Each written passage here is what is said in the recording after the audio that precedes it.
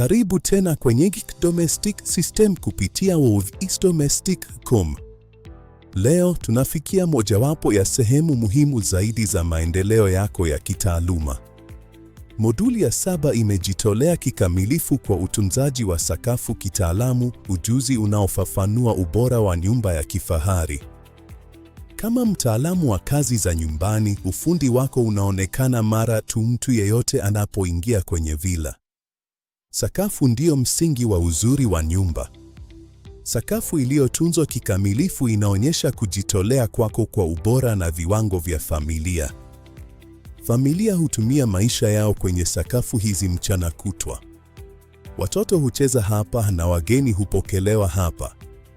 Ni jukumu lako kuhakikisha kila mita ya mraba ni salama, ya usafi na nzuri wakati wote.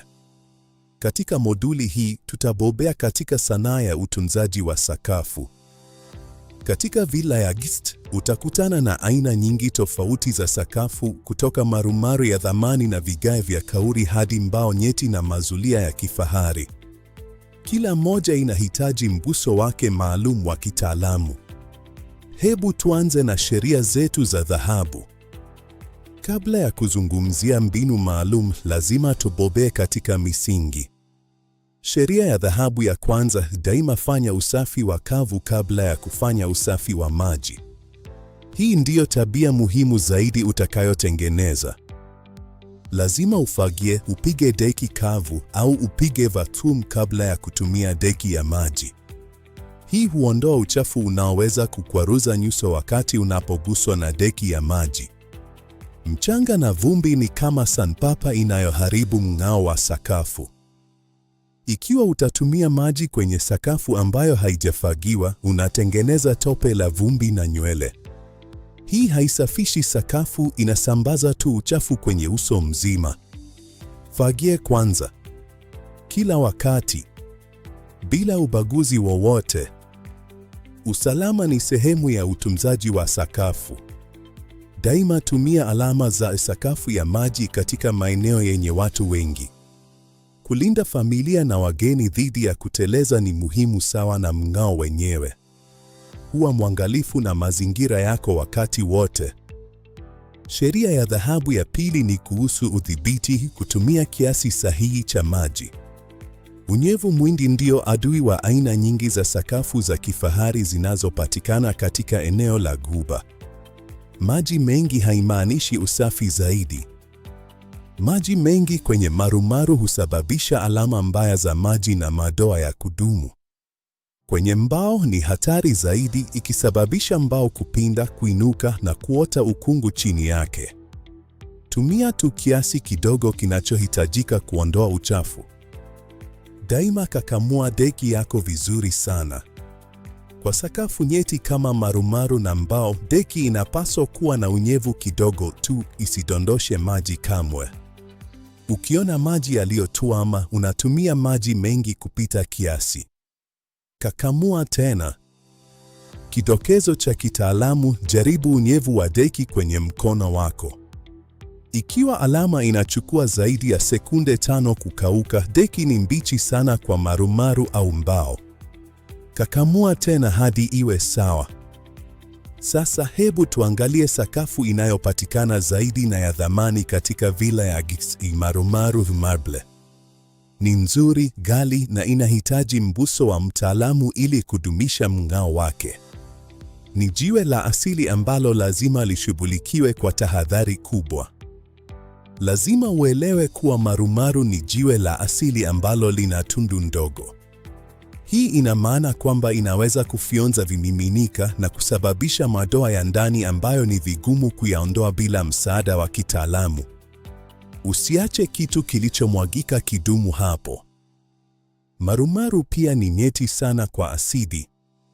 Bidhaa za kusafishia za kawaida kama siki au bidhaa za limao zitakula jiwe hilo na kufanya mng'ao wake kufifia kabisa na kuharibu uso wake milele. Tumia tu visafishaji vyenye neutral. Hatua ya kwanza kwa marumaru: fagie kila siku kwa ufagio laini au deki pana ya mikrofiba kavu. Epuka brashi ngumu, kwani zinaweza kusababisha mikwaruzo midogo inayoharibu muonekano wa sakafu baada ya muda. Utunzaji wa kitaalamu huanza kwa upole. Hatua ya pili, tayarisha mchanganyiko wako wa kusafishia ukitumia tu visafishaji salama vya marumaru vyenye neutral. Kiasi kidogo tu kinatosha. Kumbuka sheria ya 2: kakamua deki vizuri. Tunataka sakafu safi, si sakafu ya majimaji. Piga deki kwa miondoko ya namba 8 inayopishana. Mbinu hii ya kitaalamu inahakikisha kuwa kila sehemu inafikiwa bila kuacha michirizi au sehemu zilizokosa. Daima fanya kazi kuanzia upande wa mwisho wa chumba kuelekea mlangoni. Hatua ya 3 ni siri ya mtaalamu: buffing. Wakati sakafu ingali na unyevu kidogo baada ya kupiga deki, tumia kitambaa safi na kavu cha microfiber kupalisha jiwe kwa miondoko ya duara. Hii huleta mng'ao kama mpya. Hii huondoa alama zote za maji na kuleta mng'ao wa asili wa ndani wa marumaru. Sakafu iliyosuguliwa kikamilifu ndiyo alama ya mfanyakazi wa nyumbani mtaalamu wa kweli. Jivunie mng'ao huu. Kisha tunahamia kwenye sakafu za vigae tile ambazo hupatikana sana jikoni na bafuni. Ingawa kauri, ceramic na porcelain ni imara zaidi kuliko marumaru, bado zinahitaji utunzaji maalum. Siri iko kwenye mistari iliyopo kati ya vigae. Jambo muhimu zaidi la kukumbuka kuhusu vigae ni grout, mistari kati ya vigae. Grout ina vishimo vingi na itakusanya uchafu, mafuta na hata ukungu kwa haraka ikipuuzwa. Ikiwa unapiga deki bila uangalifu, unaweza kuwa unasukuma uchafu ndani yake. Hatua ya 4, fagie sakafu ya vigae kwa upande. Mbinu hii inasaidia brashi za ufagio kufikia ndani ya mistari ya grout na kutoa uchafu ambao ufagio wa moja kwa moja unaweza kuukosa. Grout safi ni muhimu kwa usafi. Hatua ya 5, hupiga deki ukitumia kisafishaji cha kawaida au cha vigae maalum. Ingawa vigae vinaweza kuhimili maji mengi kuliko marumaru, bado lazima ukakamue deki yako vizuri ili kuepuka kuacha maji machafu yanayoweza kuteleza. Daima piga deki kuanzia ndani kuelekea nje. Kidokezo cha kitaalamu kwa grout yenye madoa: tumia brashi ndogo ya grout na mchanganyiko wa bichi bleach uliopunguzwa makali mara moja kwa wiki. Hii hufanya jikoni na bafuni kuonekana kung'aa, mpya na safi kwa familia. Sakafu za mbao huongeza joto na anasa nyumbani, lakini ndizo sakafu nyeti zaidi utakazoshughulikia. Kumbuka sheria yetu: maji ndio adui mkuu wa mbao. Unyevu unamaanisha uharibifu. Sakafu hizi zinahitaji umakini mkubwa. Mbao inapofyonza unyevu, huvimba, hupinda na inaweza kukuza ukungu mweusi chini yake. Uharibifu huu ni wa kudumu na ni ghali sana kurekebisha au kubadilisha. Uwajibikaji na umakini ndio ufunguo hapa ili kuepuka gharama kubwa. Hatua ya 6, kwa usafi wa kila siku, tumia tu deki kavu ya microfiber. Hakuna maji. Hakuna dawa ya kupuliza. Hii inakusanya vumbi na nywele za wanyama kwa usalama bila kuathiri nyuzi za mbao au kuharibu mng'ao wake. Hii ndiyo njia salama zaidi. Daima piga deki kuelekea upande wa mistari ya mbao.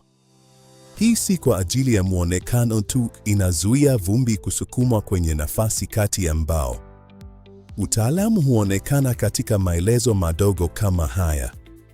Hakikisha kila mpigo wa deki ni sahihi. Hatua ya 7, kwa usafi wa kina, tumia kisafishaji maalum cha mbao. Kiweke kwenye sehemu ndogo tu na uifute mara moja ili ikauke.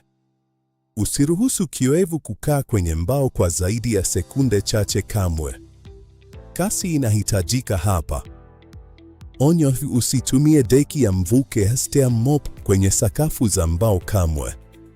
Joto kali na maji hupenya ndani ya mbao mara moja, ikisababisha kupinda vibaya na kwa njia isiyoweza kurekebishika. tumia tu usafi wa kavu au unyevu mdogo sana. Pia usitumie siki. Sasa tuhamie kwenye mazulia, carpets. Katika nyumba nyingi za guest, mazulia ni mazito na ya kifahari. Kupiga vacuum kitaalamu ni zaidi ya kusogeza tu mashine, ni kuhusu mbinu sahihi na afya ya familia. Sakafu hizi zinahitaji umakini wa kila siku. Mazulia hufanya kazi kama hifadhi ya vumbi, vitu vinavyosababisha mzio, allergens na seli za ngozi. Ikiwa hayatapigwa vacuum kila siku, yanaweza kuathiri ubora wa hewa na afya ya familia. Utunzaji wa kila siku ni lazima, hasa katika maeneo yanayopitwa na watu wengi. Hatua ya 8: tayarisha vifaa vyako. Angalia bin au mfuko wa vacuum. Ikiwa imejaa nusu au zaidi, ifute. Bin iliyojaa hupunguza nguvu ya kunyonya, ikifanya kazi yako kuwa na ufanisi mdogo na kuwa ngumu zaidi kwako. Usisubiri hadi ijae kabisa. Weka urefu wa kichwa cha vacuum ili kuana na kina cha zulia. Chini kwa mazulia membamba na juu zaidi kwa mazulia mazito. Hii inahakikisha kuwa brashi zinatikisa nyuzi bila kuziharibu au kuzivuta. Hili ni jambo muhimu sana. Hatua ya 9: hupiga vacuum katika mistari iliyonyooka inayopishana. Sogeza taratibu. Ukisogea haraka sana, nguvu ya kunyonya haina muda wa kutosha kutoa uchafu wa ndani kabisa. Mistari inayopishana inahakikisha hakuna sehemu inayorukwa. Hii ni kazi ya kina. Hatua ya 10: tumia vifaa vyako vya nyongeza, attachments. Kichwa kikuu hakiwezi kufika pembeni au chini ya fanicha fupi. Maeneo haya hukusanya vumbi nyingi zaidi na mara nyingi hupuuzwa. Onyesha unajali kwa kuyasafisha kila wakati. Kila sehemu lazima iwe safi. Kidokezo cha kitaalamu: baada ya kupiga vacuum, geuka na utazame kutoka mlangoni. Mistari hiyo iliyonyooka na sambamba, parallel tracks, ni ishara ya wazi ya kazi ya kiwango cha juu ambayo familia itaiona na kuidhamini mara moja. Hiyo ni sahihi yako ya ubora wa kazi. Ajali hutokea, lakini kwenye sakafu za kifahari, kitu kilichomwagika kinaweza kuwa doa la kudumu ndani ya dakika chache. Lazima uchukue hatua kwa haraka na kutumia mbinu sahihi ya kitaalamu ili kuokoa uso wa sakafu. Kila sekunde ni muhimu sana. Kwa vimiminika vilivyomwagika kwenye marumaru, bofya mara moja kwa kitambaa safi na kavu. Usisugue kamwe, kusugua kunasukuma kioevu ndani zaidi ya jiwe na kusambaza doa. Bonyeza kwa nguvu ili kufyonza kila kitu kilichomwagika bila kukisambaza. Daima tumia kitambaa cheupe. Kwenye vigae, madoa mengi yanaweza kuondolewa kwa kisafishaji kidogo cha kawaida na sifongo ya kusugulia. Kwa mafuta jikoni, tumia dawa ya kuondoa mafuta, degreaser, ili kuzuia kuteleza kwenye sakafu. Kuchukua hatua kwa haraka ndio msaidizi wako bora zaidi. Usisubiri hadi kesho. Kwa madoa ya zulia, bofya kuanzia upande wa nje kuelekea katikati ili kuzuia doa lisishambaze zaidi. Tumia dawa ya kuondoa madoa ya zulia kwa kiasi kidogo na ubofye tena hadi kitambaa kitoke kikiwa safi. Hakikisha paka kauke vizuri baada ya hapo ili kuzuia ukungu. Onyo: ukiona doa la kudumu au mkwaruzo mkubwa kwenye marumaru au mbao, ripoti kwa mwajiri wako mara moja. Usijaribu kurekebisha uharibifu mkubwa peke yako, unahitaji ukarabati wa kitaalamu. Uaminifu ni sehemu ya utaalamu wako wa kazi. Ripoti mapema. Villas katika zina maeneo mazuri ya nje, lakini mazingira ya jangwa yanamaanisha mchanga na vumbi hukusanyika haraka sana. Maeneo haya yanahitaji matengenezo ya kila siku ili yabaki kuwa mazuri na salama kwa familia kupumzika. Usafi wa nje ni muhimu. Katika nchi kama UAE na Saudi Arabia, usiku mmoja wenye upepo unaweza kufunika maeneo ya nje na vumbi. Fagia maeneo haya kila siku ukitumia ufagio mgumu wa nje. Una nguvu zaidi kuliko vifaa vyako vya ndani. Hakikisha kila kona imefikiwa na kusafishwa vizuri. Dust is everywhere. Hatua ya 11: fagie mchanga kuelekea eneo moja na ukusanye. Toa umakini maalum kwenye pembe na chini ya fanicha za nje ambapo mchanga hujificha mara nyingi. Ukumbi safi unaonyesha kuwa bustani ni sehemu ya nyumba yako nzuri na ya usafi. It looks great. Hapa ndipo mafunzo yetu ya utunzaji wa sakafu yanapoishia. Jivunie ufundi wako na uwezo wako. Katika moduli ya 8 tutabobea katika siri za kusafisha vioo na shuta, ujuzi mwingine maalum utakaojifunza ili kuifanya villa ing'ae zaidi. Nitakuona hapo hivi karibuni. Endelea kujifunza.